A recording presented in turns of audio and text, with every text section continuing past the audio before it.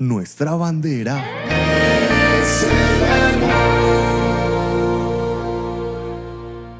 Saludos, amada iglesia. Bienvenidos a nuestro tiempo de reunión familiar, Iglesia Cristiana Confraternidad La Floresta. Gracias por su voto de confianza, de fidelidad, de poner la mirada en la sana doctrina y en Jesucristo. En esta temporada estamos compartiendo principios para que la Iglesia de Cristo crezca cada día, porque el Señor añadía cada día los que iban a ser salvos. Te estamos testificando que el Señor ha bendecido la confraternidad de La Floresta, donde somos pastores, unos 7, 8 años como equipo evangelístico y 23 años como congregación, que es el tiempo que llevamos dirigiéndola. Estamos hablando de 30 años. 30 años viendo su grandeza, 30 años viendo sus promesas haciéndose en realidad. Y gracias. En esta oportunidad vamos a hablar de la necesidad de perseverar en las oraciones intercesoras. Perseverar en las oraciones intercesoras. Y sigue diciendo Hechos de los Apóstoles 2, 42, 47. Y perseveraban, ¿sí?, la iglesia primitiva, en la doctrina de los apóstoles, en la comunión unos con otros, en el partimiento del pan, o sea, en la Santa Cena, y en las oraciones. Y sobrevino temor a toda persona y muchas maravillas y señales eran hechas por los apóstoles. El énfasis de hoy, el mensaje de hoy es ya, no solo perseverar en la doctrina, sino también en las oraciones intercesoras delante de nuestro Creador. La palabra para perseverar en el Antiguo Testamento es emuná, fe de confianza, de firmeza, de fidelidad, de lealtad, de ser veraces, de ser verdaderos, honestos. Esa es la fe de perseverar en el Antiguo Testamento. Y en el Nuevo Testamento es proscartereo, que es perseverar fervientemente, persistir, tener una barca preparada para salir a pescar en el momento que sea necesario, ¿sí? Asistir, atender constante, continuamente, ¿sí? No dejar de hacer las cosas con fidelidad, lealtad y proactividad. Ese es el concepto perseverar. El concepto oración es el concepto proseuge,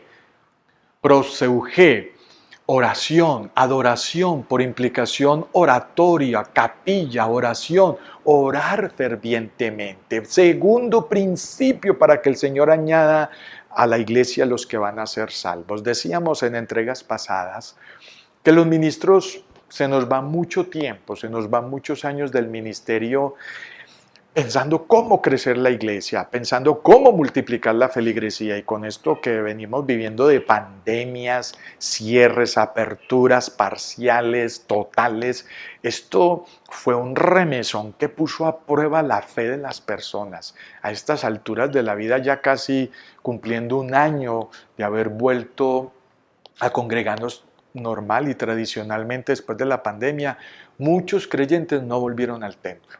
Muchos creyentes no volvieron a congregarse, grave de toda gravedad. Como dice el principio, que algunos no cojan por costumbre el no congregarse, porque es muy dañino, es muy malsano. Y a eso sumémosle el no orar, el no interceder, el no contemplar la grandeza del Señor. Era una iglesia primitiva que oraba. Los primeros cristianos sabían que no podían ni tenían por qué enfrentarse con la vida dependiendo exclusivamente de sus propias fuerzas. Siempre hablaban con Dios antes de hablar con los hombres. Siempre buscaban a Dios antes de salir al mundo. Podían arrastrar los problemas de la vida porque habían estado en la presencia de Dios, afrontar los problemas de la vida. Si algo aprendieron los apóstoles de Jesús, era que a él le encantaba o madrugar a orar o acostarse tarde orando, que era muy lindo porque parece ser que Jesús madrugaba a contarle al Padre qué iba a hacer, cómo lo iba a hacer, si el Padre estaba de acuerdo, porque Jesús mismo le dice a los discípulos, yo no hago nada que mi Padre no sepa. Yo no hago nada que yo no le consulte a mi Padre. una dependencia hermosísima.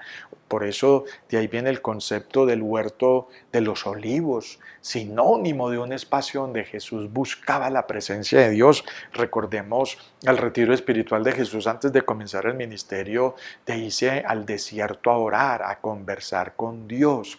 Algo extraordinario, algo muy lindo. Y en ese orden de ideas, tenemos que tomar el ejemplo de Jesús. Y los discípulos nunca olvidaron esa forma de ser de Jesús y también empezaron a buscar la presencia de Dios en el aposento alto, oraban en el templo, oraban en el huerto de los olivos, oraban en la noche, dándole gracias a Dios por su respaldo de todo el día, oraban cuando iban caminando, como cuando Jesús se le aparece a los discípulos camino de Emaús después de que resucitó. Era una iglesia con continua comunión con el Señor. Pero tenemos que decir algo muy interesante. Muchos creen que la oración es un don y la oración no es un don, porque si afirmamos eso en términos teológicos implica que el que no tenga el don no tiene que orar. Y esos son los que se mantienen diciéndole a la vecina, al vecino cristiano, vas para el ayuno, ora por mí por esto, ora por mí por aquello, mandando razones por Dios. No, la oración no es un don, la oración, la intercesión, el clamor, el gemido, como dice en Romanos Pablo, que gime la iglesia, gime la naturaleza y gime el Espíritu Santo, es una disciplina del cristiano, que hay que desarrollarla, que hay que ponerla en práctica, que hay que vivirla como debe de ser.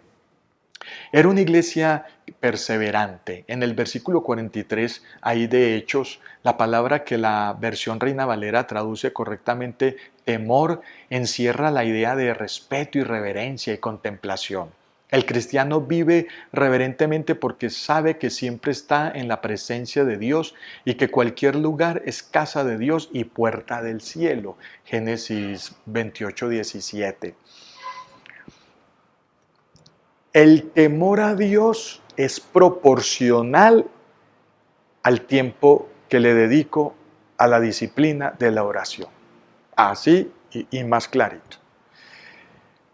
Es proporcional. Si yo temo a Dios, si yo anhelo conversar con Dios, si yo anhelo contarle mis cuitas a Dios, si yo anhelo poner en las manos de Dios mis necesidades, mis problemas, mis proyectos de vida, mis negocios, ¿sí? Entonces oro más, oro más. Yo conozco empresarios, siervos de Dios, que en su casa, óigame bien, tienen capilla privada. Eso es extraordinario. Eso es para uno, yo no me quito el sombrero porque no tengo en este momento, pero cuando uno ve ese tipo de creyentes, voy a colocarlo en contexto. Las familias más preponderantes en la antigüedad, antioqueñas, hablemos de Antioquia, así de nuestro cercano social aquí en nuestra región, las familias tradicionales católicas con más opulencia, que tenían bastante, tenían oratorio en la casa. Tenían capilla en la casa. Es más, cuando el sacerdote llegaba a ese sector, hacía la misa en ese lugar y eso era algo extraordinario porque se salía del templo y estaban en la casa de una familia. Bueno, conozco cristianos evangélicos bíblicos muy nobles, temerosos de Dios, que tienen capilla de oración en la casa. Extraordinario, admirable, aplausible, imitable. ¿Por qué? Porque así debe de ser. Los que hacen guerra espiritual, los que le creen al Espíritu Santo y le temen al Creador, oran, claman, interceden, gimen delante del Señor.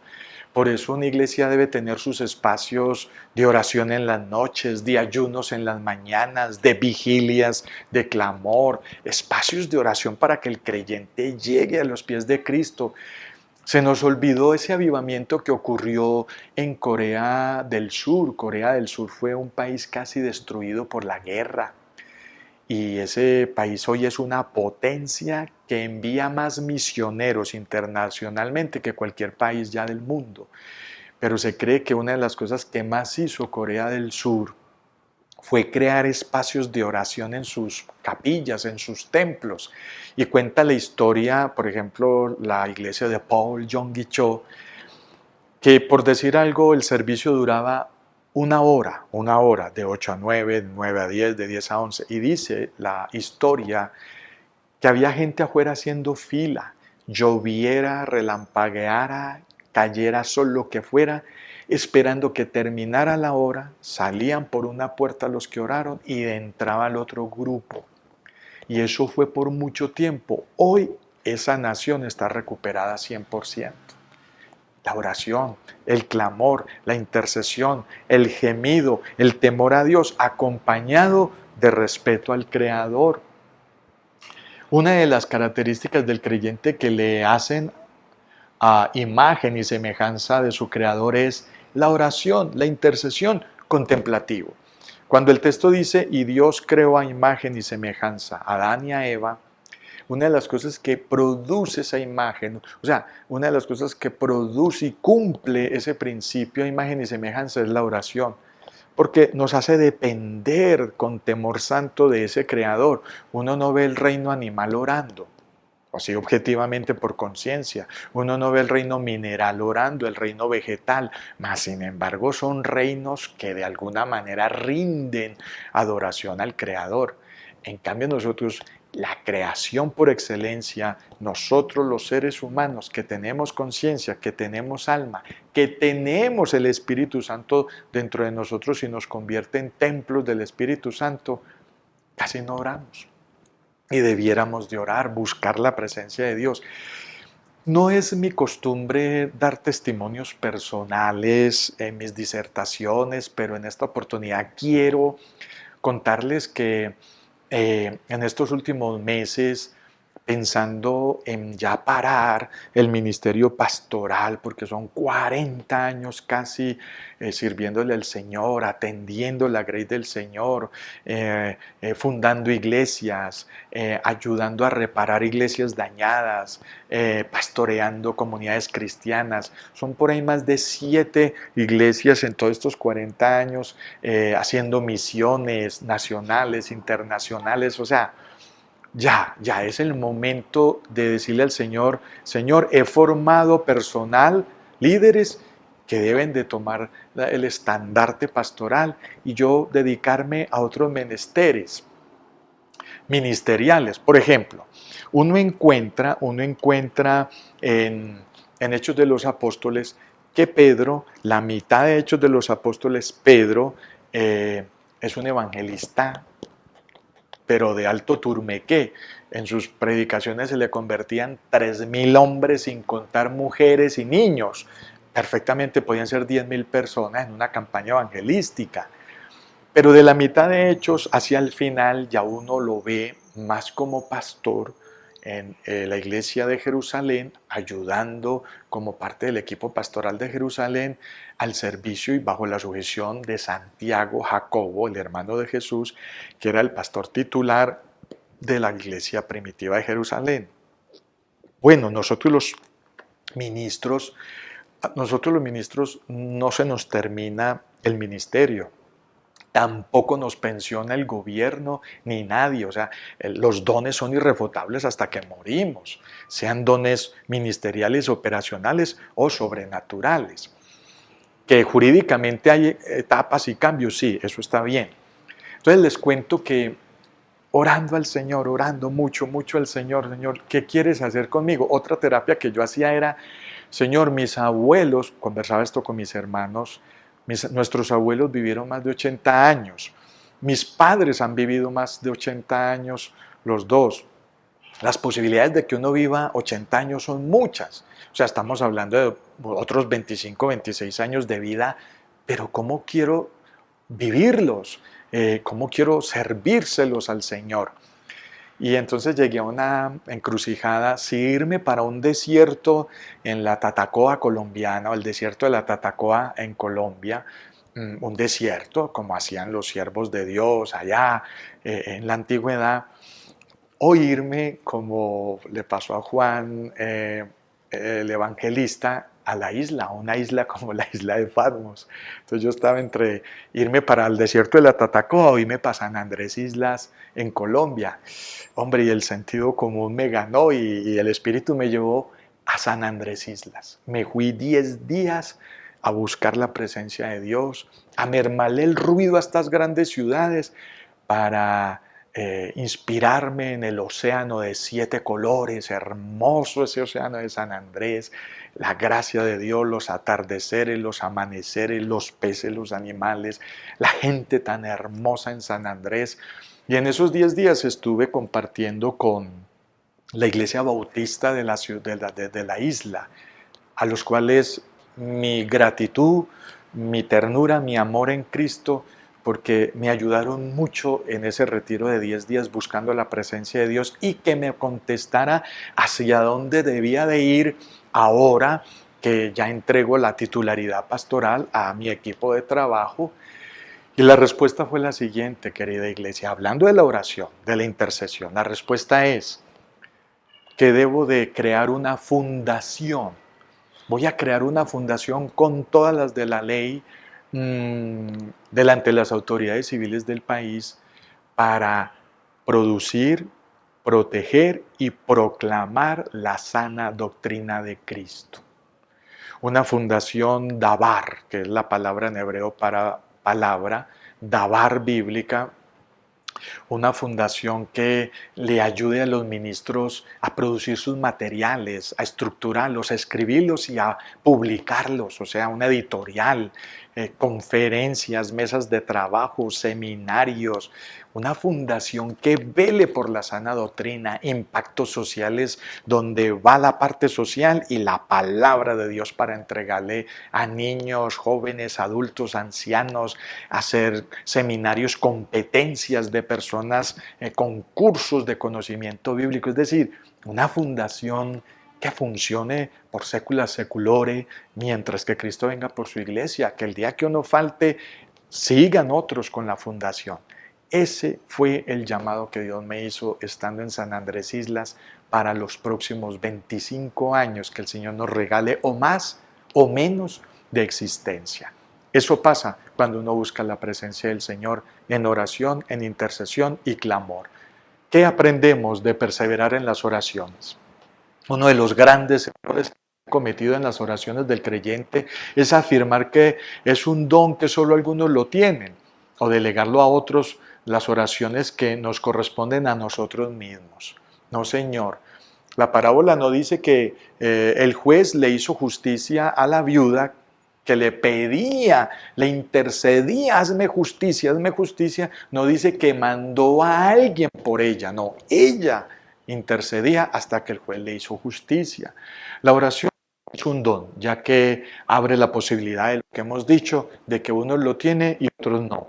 La oración de los creyentes debe ser una disciplina para desarrollarla como parte integral de los ejercicios espirituales que debe tener un creyente en el día que hace.